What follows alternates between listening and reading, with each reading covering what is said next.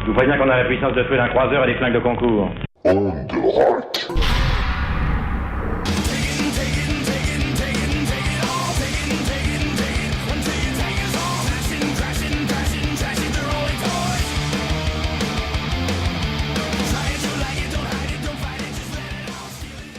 The band started in Jacksonville, Florida 10 years ago. Brent was down there writing. He had got signed to a development deal with Atlantic Records. So he was kind of going around the country writing. He ended up in Jacksonville. And that's the very short story because it's been a long, sordid story. It's been 10 years now. But it formed in Jacksonville, Florida. And we've never looked back since.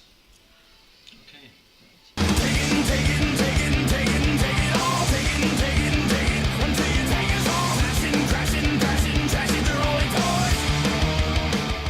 Pretty easy. The thing is, you write 60 songs, but not all of them are good, or not all of them, will make the record for various reasons. Speak for yourself.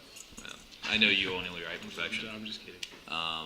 But the ones that are supposed to be part of the record and that will flow together kind of raise their hand pretty early on, and going into recording the final record that those are going to be the songs that you do about 15 to 20. I think we ended up recording a total of 20, somewhere around there, and out of those we picked the best ones that flowed well for the record.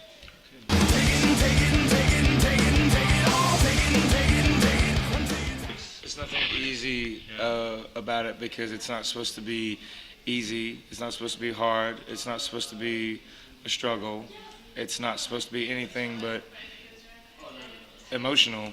I mean, at the end of the day, that's why we play music. That's why I write songs. That's why I can't go to bed at night because my brain won't shut off, and I have all these things that keep going on in my head.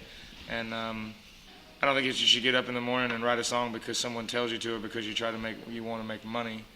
I think that you should get up and write a song because it makes your heart beat faster, because it makes you feel that you can accomplish anything in the world and refuse for anyone or anything to let it stop you.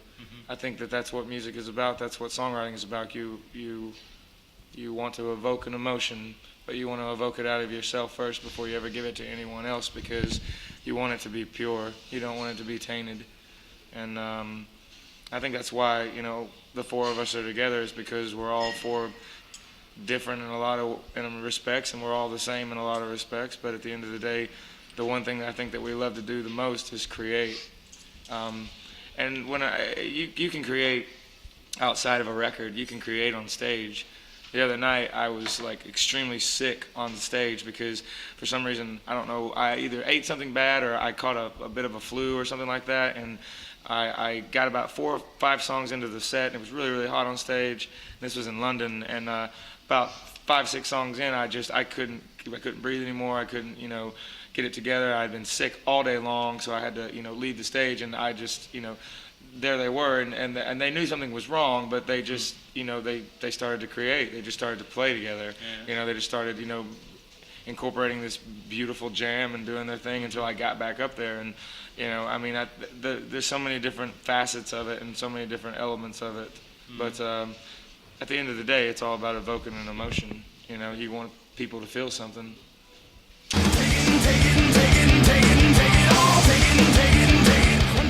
And for me personally, it's I live and die by it because it's every ounce of who I am personally. I mean, I'm just speaking on behalf of myself because that's the most important part of music. Lyrics are, I'm not a lyricist. I never pretend to be one. I'm terrible at it.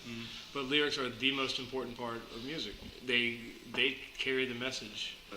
Every song's got that hook, and that thing that makes people, that ignites a passion in people, and that comes from the lyrics.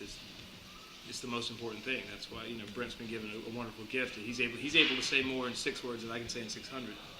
It's actually kind of scary sometimes to watch Brent when he gets in the songwriting mode, because he can have an idea, and 2 minutes later it will be this brilliant song structure that he has had to scribble out because it's coming so quickly. And I, much like Eric, have no ability to write lyrics. I've tried. I've shown Brent stuff, and he looked at me and he laughed and he went, "Yeah, no, not so much." He's got a gift. I try to overcomplicate things, and he's got a gift with words. It's quite astonishing, and it's not an easy thing. It really isn't. Making music is not easy, but it is a passion. I mean, I can write music all day long. I can write melodies all day long. Yeah. But I can't convey Find what's the conveyed. words. And, Yeah. right. You know, that to me, I'm very, me personally, I'm very infatuated with lyrics and infatuated with people who can write good lyrics because I have no ability to do so. It's probably the only thing in music that I can't do, and it's really magical when you write music and then somebody else like Brent comes in and puts words in it. And all of a sudden it becomes this song, you know, that wasn't there before. Lyrics are what makes the world's greatest songs, I think. You know, 'cause what song was that?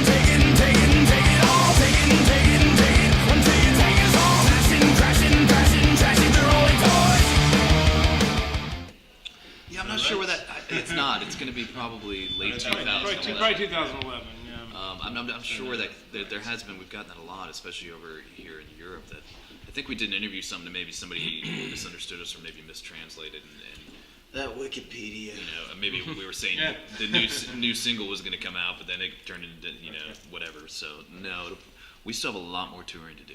We are just getting started on this. I mean, you know, Zach and myself are always writing music stuff, and we're always laying down ideas. I mean, my brain never stops with that stuff. Brent is the type of person that he's in two modes. He's either on the road or he's writing a record. I've always got ideas flowing through my head, even if it's only a verse progression or a chorus progression. I want to lay it down and I want to have it ready. So that process is always going on. But as far as a concrete record, there's nothing concrete yet at all. There will be. It's just when it's time.